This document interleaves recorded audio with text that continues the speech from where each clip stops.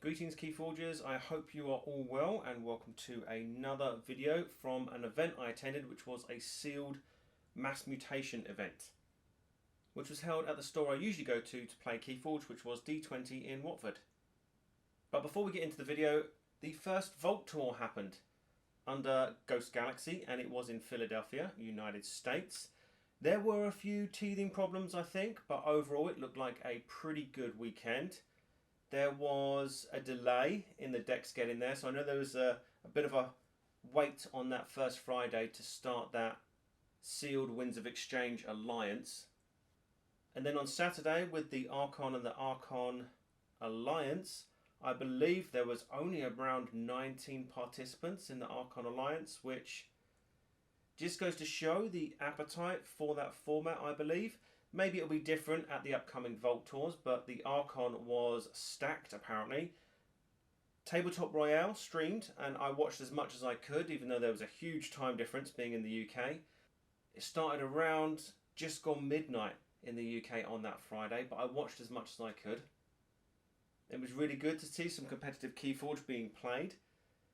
I haven't heard much about the second Amber tournaments, but I've seen some of the winning decks which were pretty good, and the surprise deck was revealed, which was a Vault Tour Masters deck.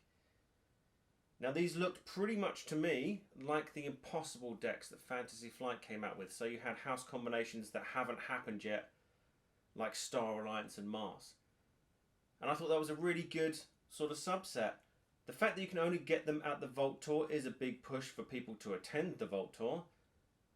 And any collectors out there might be slightly annoyed that they can't buy them retail. But the one thing about them that a lot of people are quite vocal about is that these are tournament legal.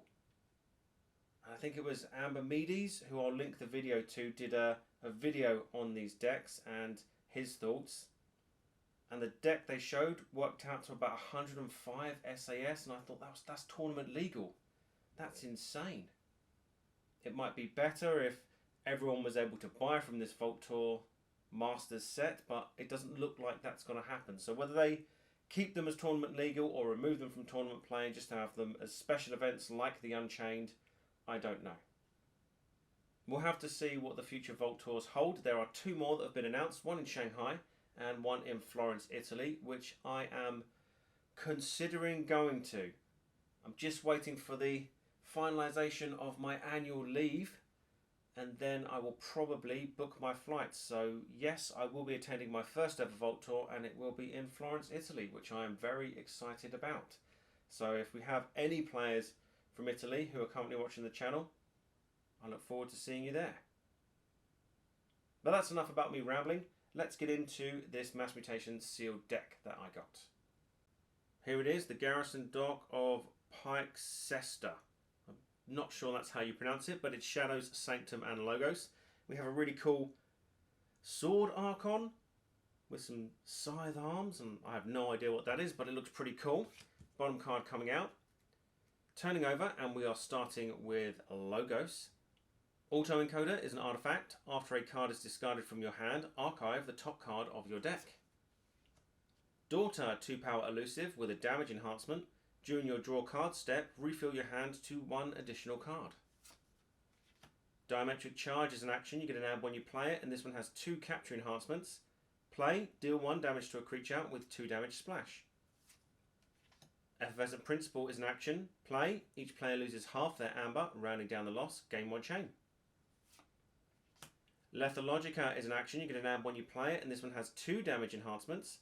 Play, discard cards from the top of your deck until you discard a Logos card or run out of cards. If you discard a Logos card this way, put it into your hand. A second Lethalogica, this one has 1 damage enhancement. Quixo the Adventurer, 3-power with Skirmish, fight, draw 1 card. Titan Engineer, 6-power. While Titan Engineer is not on a flank, keys cost +1 amber. Positron Bolt is an action. You get an amber when you play it. Play, deal 3 damage to a flank creature, deal 2 damage to its neighbour, deal 1 damage to the second creature's other neighbour. A second Positron Bolt. Research Smoko, 2-power. Destroyed, archive the top card of your deck. Prescriptive Grammarbot, 3-power with Taunt and Hazardous 3. Reap, enrage creature. And moving on to Sanctum. Ardent Hero, 4 power with Taunt. Ardent Hero cannot be dealt damage by mutant creatures or creatures with power 5 or higher. Bulwark, 4 power, 1 armor with Assault 2, and each of its neighbours gains Assault 2. Burning Glare is an action you get an amp when you play it. It put a damage enhancement in the deck. Play, stun an enemy creature, or stun each enemy mutant creature. Second Burning Glare. Cleansing Wave is an action. Play, heal 1 damage from each creature, gain 1 amber for each creature healed this way. Commandeer is an action you get an amp when you play it. Play, for the remainder of the turn, after you play another card, a friendly creature captures 1 amber. A second Commandeer. Gizelheart Zealot, 4 power. Gizelheart Zealot enters play ready and enraged. Seeker of Truth, 3 power, 1 armor. Fight. You may fight with a friendly non-sanctum creature. Squire Owls, 2 power, 2 armor. Play, capture 2 amber, and this one has a damage enhancement. Eye of Judgment is an artifact. You get an amp when you play it, and this one has a damage enhancement. Action, purge a creature from a discard pile. The Vault Keeper, 4 power, 1 armor. Your amber cannot be stolen. And finally on to Shadows. Bonithing, 2 power. This one has a damage enhancement. Play, steal 1 amber for each forge key your opponent has. A second Bonithing. Dark Wave is an action. You get an amp when you play it. Play, deal 2 damage to each non-mutant creature. Francis the Economist, 3 power with Skirmish. Fight, each player gains 1 amber. Look Over There is an action. Play, deal 2 damage to a creature. If it is not destroyed, steal 1 amber.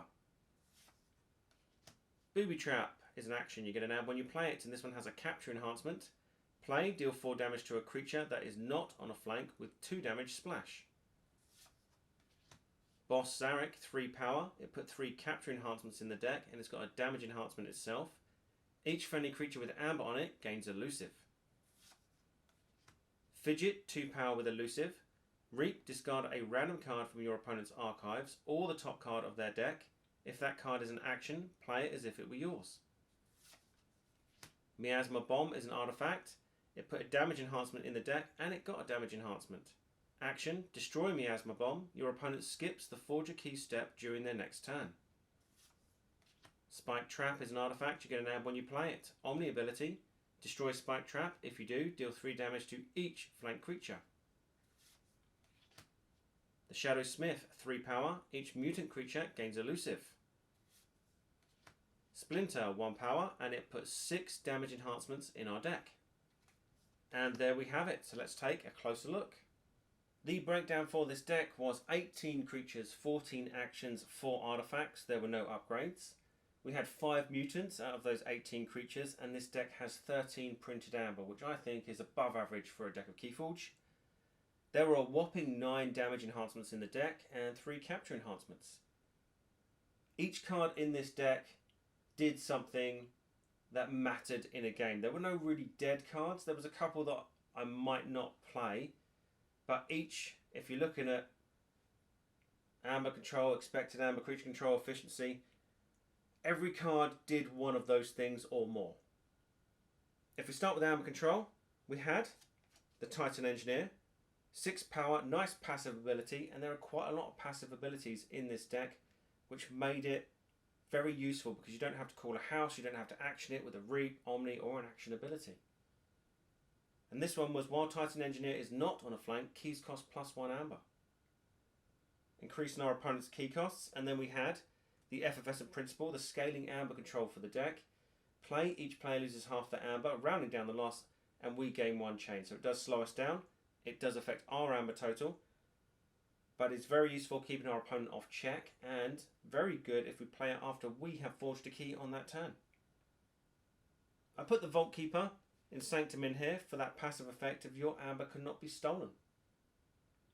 We had Squire Alice or Squire Owls, capture 2, and we had the 2 Commandeer, which allowed capture after we play another card onto a friendly creature, which helped us out a lot because we had the Boss Zarek in Shadows, which meant that any of our creatures that had amber on it then got elusive. It made them a lot more survivable. our opponent had to attack in twice, sometimes 3 times, because we've got some quite hefty creatures in here. And I didn't face that many board wipes in the games that I played. I did have 2 Bonithings, which didn't really do much because I was ahead in most games but 1. And when I did use them, they only stole 1 each. The Miasma Bomb. Your opponent shall not forge on their forge a key step. Doesn't prevent the key cheats during their turn. Does make them wait another turn and gives us an opportunity to take them off check again. And then we had look over there. 2 damage to a creature if it's not destroyed, steal 1. Which actually in this deck worked quite well. And I'll come to that in a sec. But the control wasn't too bad. We captured a lot of amber, and like I said, I didn't face that many board clears, so it wasn't that big of a deal. Our opponent wasn't getting them back in one big swoop from something like a standardized testing, a gateway to dis, or anything like that. In the expected amber, we had the Cleansing Wave. Now with 9 damage enhancements, and we've got a lot of spot damage and spread damage in here, we didn't actually have a board wipe, but the damage that we can do set up very, very well for a Cleansing Wave. One time I popped it, I generated 9 amber, which spiked, peaked, won me the game. I put Francis the Economist in because each player gains 1 amber. It does have skirmish, so you could put it under creature control, but sometimes you don't attack with it because you're giving your opponent the amber and you might put them on check. There was no artifact control, sadly, though we did have ways of getting artifacts out of our opponent's deck if they were in the discard pile. But creature control, very nice. I put the prescriptive grammar bot in, that taunt with hazardous 3, so creatures are going to get damaged attacking into it. It's got that reap, enrage a creature. Very nice way for stopping a good reap or action ability. These are the 2 positron bolts, 3, 2, 1 from a flank on your opponents, or our creatures, which I did do once to set up for a glorious Cleansing Wave. Diametric Charge. Again, 1 damage to a creature with 2 damage splash, and this one had 2 capture enhancements on it. Setting up for that Cleansing Wave, and if I captured 2 amber onto 2 separate creatures and Boss Zarek was on the board, they were elusive as well. I put Ardent Hero and Bulwark into creature control because if you have them next to each other, it's pretty good. You've got your Ardent Hero that can't be damaged by mutant creatures or creatures with power 5 or higher, and the Bulwark that has Assault 2 and gives its neighbours Assault 2. So an Ardent Hero with Assault 2 that attacks into a creature that's either a mutant or with power 5 or higher can do quite a bit of damage without taking any damage. Seeker of Truth was an out of house cheat for fighting with a Logos or Shadows creature. Gizelheart Zealot enters play ready and angry, so it's enraged and it can fight straight away. We had 2 Burning Glare. Each put a damage enhancement in the deck, helping with that Cleansing Wave, and its play stun an enemy creature or stun each enemy mutant creature. Now it was a Mass Mutation Sealed, but the 3 opponents I played didn't have that many mutants, so I used them the majority of the time for a 1 creature stun. And then Shadows, which again helped with setting up for that Cleansing Wave. We had the Booby Trap. 4 damage to a creature that is not on a flank with 2 damage splash, so that's 3 creatures possibly damaged and set up for a Cleansing Wave next turn, plus that other capture enhancement to help with that Boss Zarek elusive ability.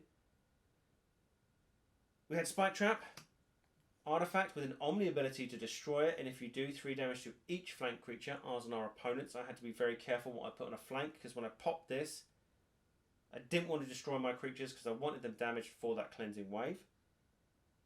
Then we had 3 cards which I didn't always play and sometimes didn't mind discarding because we had the auto-encoder in there. There was Darkwave, 2 damage to each non-mutant creature. Very good for setting up for that Cleansing Wave if we're not killing a lot of creatures in the process. My Bonithings wouldn't survive. Sometimes it was a discard. Depending on what my opponent had, I played it, killed a couple of my creatures if they had more that I was going to benefit from with that Cleansing Wave. The Shadowsmith, each mutant creature gains elusive. Like I said, I didn't see many. We had 5. It was sometimes a discard if my opponent would benefit more from that. And our creatures can have elusive if we put amber on them anyway. And the same with Splinter. If I could play it, my opponent would either have to waste a damage pip, a damage card, or fight into it to take it off the board. And it was a creature that could reap. It could generate me a little bit of amber, but it did put those 6 damage enhancements in my deck. There was efficiency. We had logos. Of course there's going to be efficiency. Quixo the Adventurer. Skirmish fighter with fight, draw a card. Great. We had auto encoder. After a card is discarded from your hand, archive the top card of your deck. I didn't discard that many cards from my hand. My opponent sometimes made me discard a card from my hand, which helped with the auto encoder, but it wasn't a focal point of the deck. Research Smoko, or Smoko, however it's pronounced, destroyed, archive the top card of your deck. Very good for capturing amber on, because it would have elusive and it's got a nice destroyed effect. Daughter, passive effect again, draw an additional card at the end of my turn, had a damage enhancement on there, and then we had the 2 Lethalogica. 3 damage enhancements across the 2 cards. You discard cards from the top of your deck until you discard a Logos card or run out of cards. If you discarded a Logos card this way, put it into your hand. I got pretty lucky. The top card of my deck was usually a Logos card, which I played straight away, but it was a very nice way to speed up searching for my Effervescent Principle. We didn't have any recursion in the deck, so that Lethalogica to try and cycle to get things back was pretty handy, and there was no draw enhancement, sadly. We did have some disruption though. We had Fidget. 2 power elusive, reap, you discard a random card from your opponent's archives or the top card of their deck. If it's an action card, play it as if it were yours. I actually used it. It was pretty good. I discarded a card from my opponent's archives. It was a creature. I didn't get to play it, but it went in their discard pile. And then I had Eye of Judgment. Sanctum artifact with an action of purge a creature from a discard pile, and yes, it hit one of those damage enhancements. I used this when I went up against a Disc deck that had 2 Infernus in it, and I can tell you now there is nothing sweeter than purging an Infernus from an opponent's discard pile without using another Infernus. I think I purged about 4 or 5 creatures from their deck before the end of the game. We played 3 games because there was 10 of us. The first game was a long slog. I was pretty much always going to win. I was always ahead, but like I said, this deck does not generate amber as quickly as it should, but it is very good at controlling it, and I was able to control my opponent's amber. And again, they had a deck similar to mine that was quite controlling. I was just better at it. Ultimately, I won that one. The second game was a tough one. It was a Saurian Sanctum deck, and they have battle lines, and I do not have ball clears, but they did. They had a standardized testing. It was a slog. It was extremely close. It was the 2 Infernus, so it was Sanctum, Saurian, and Dis. And purging that Infernus was, I tell you, there's not a feeling like it. But I managed to struggle through with a win. And then the third deck I played, I was quite worried to play because the battle line I'd seen when I'd finished previous games, because they were still playing, was a huge amount of Saurians that just wrecked. And we were both on 2 wins. It was the final. I think they got a bit unlucky with their draws, and I knew I just had to control their battle line as best I could. And it was a pretty easy victory, which I didn't think it was going to be, having seen the deck in action. So I think I got a bit lucky. So I went 3-0 with it, which I was very, very happy about. It was a fun deck to play. I was absolutely knackered when I finished because it's a thinky deck. You have to think, you have to set up for those cleansing waves, try and cycle that Effervescent Principle, capturing a lot of amber onto your creatures, making sure they're on the right creatures, and you got the boss Zarek out. It was, like I said, some of the best games of Keyforge I think I've played in a while. I played on that night. I'll leave the Master Vault deck link in the description if you want to take it for a run on the Crucible. Fingers crossed the pledges turn up in the next couple of weeks. I know Canada have just started receiving them. And hopefully a pre-release and retail release end of July, beginning or mid of August. All that remains for me to say is good luck, have fun, keep forging.